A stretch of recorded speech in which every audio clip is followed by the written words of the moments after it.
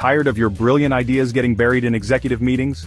Most employees struggle to effectively communicate their thoughts and strategies to top management. But what if there was a secret formula to get your voice heard and your ideas implemented? Now imagine yourself walking into an executive meeting, confidently presenting your ideas, and leaving with everyone on board. Sounds like a dream, right? Well, it doesn't have to be. In this video, we'll reveal 5 keys to communicate effectively with executives. You'll learn how to command attention, deliver impactful messages, and build strong relationships with the people who hold the power. We'll also reveal a big mistake to avoid. Stay tuned. Key 1, be succinct. Executives are masters of efficiency. They've honed their ability to quickly grasp complex information. So, the first key to effective communication is succinctness. Get to the point. Avoid long, convoluted sentences and irrelevant details. Focus on the core message and deliver it with clarity and conciseness. For example, instead of saying something like, "I believe that by implementing a more streamlined and efficient workflow process, we can potentially reduce operational costs by a significant margin, thereby improving overall profitability," try saying, "Streamlining our workflow can reduce operational costs by 15% and increase profitability." Now what happens when you are not succinct, concise, and to the point? A few things. Lost attention. Executives will quickly lose interest and tune you out, making it difficult to get your message across. Frustration. They may become impatient and frustrated with your inability to get to the point. Misinterpretation. Long-winded explanations can lead to confusion and misinterpretation of your key message. Missed opportunities. You may miss crucial opportunities to gain buy-in and support for your ideas.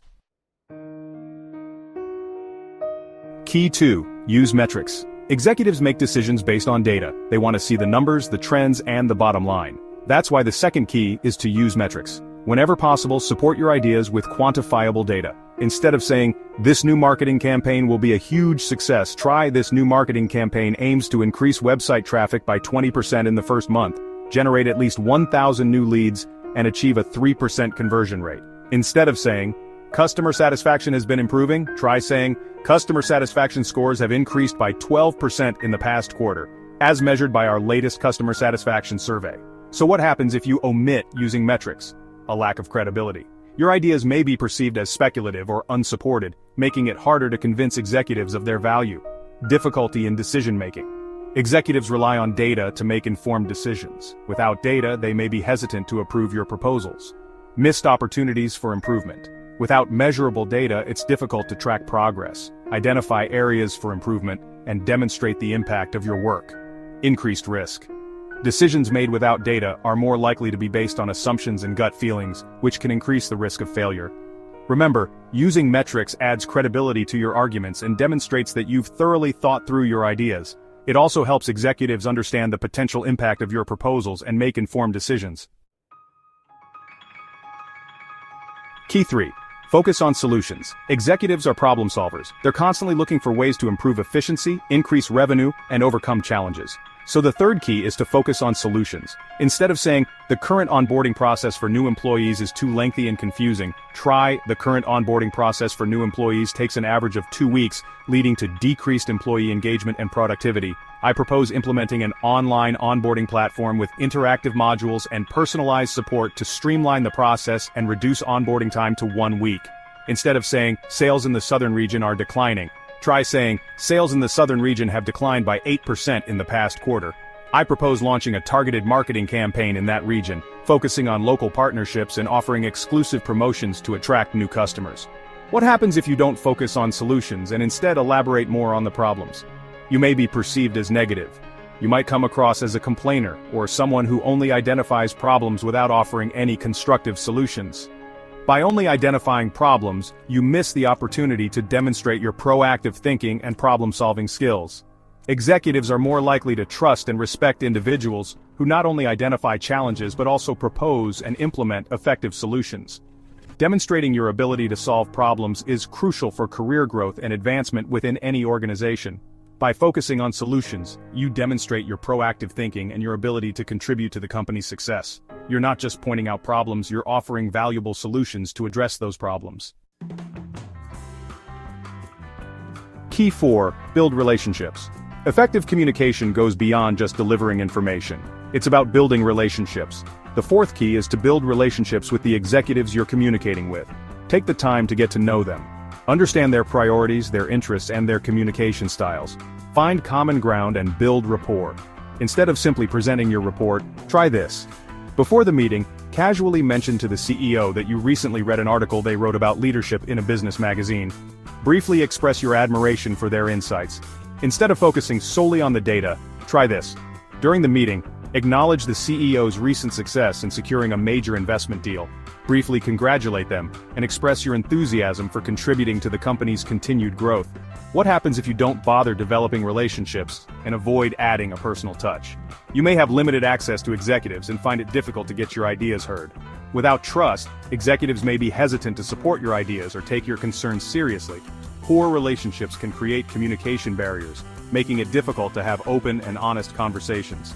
Building strong relationships with executives can provide valuable mentorship and guidance for your career development. Building strong relationships will make it easier to communicate your ideas and build trust. Executives are more likely to listen to and support the ideas of people they know, like, and trust. Key 5. Active listening. Effective communication is a two-way street. It's not just about talking, it's also about listening. The fifth key is to actively listen to the executives you're communicating with. Pay close attention to what they're saying, both verbally and non-verbally. Ask clarifying questions to ensure you understand their perspective. Acknowledge their concerns and address them thoughtfully. Active listening shows that you value their input and that you're genuinely interested in their feedback. It also demonstrates your respect and builds trust. Instead of ignoring the CEO's questions or concerns when brought up, try this. When the CEO asks a question, pause, make eye contact, and actively listen to their question before formulating your response. Ask clarifying questions to ensure you understand their perspective. Instead of interrupting the CEO while they are speaking, try this. Allow the CEO to finish their thoughts before responding.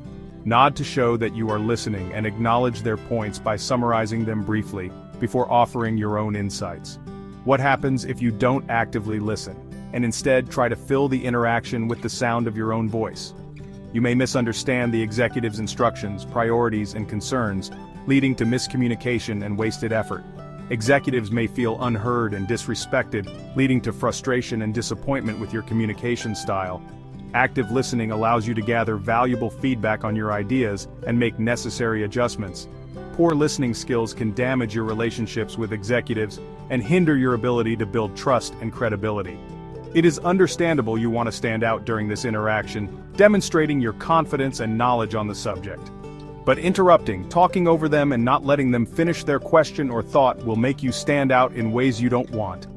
Now let's talk about the biggest mistake to avoid when communicating with executives. Rambling. As we discussed earlier, executives value conciseness. Rambling on and on about irrelevant details will quickly lose their attention and may even frustrate them. To avoid rambling, practice summarizing your key points concisely. Rehearse your presentation and time yourself. If you find yourself going off on tangents, cut them out. Remember, every word counts. There you have it. 5 keys to communicate effectively with executives and a what not to do. What are your biggest challenges when communicating with executives? Share your thoughts and experiences in the comments below. And don't forget to like this video and subscribe to our channel for more leadership insights and tips for the modern workplace.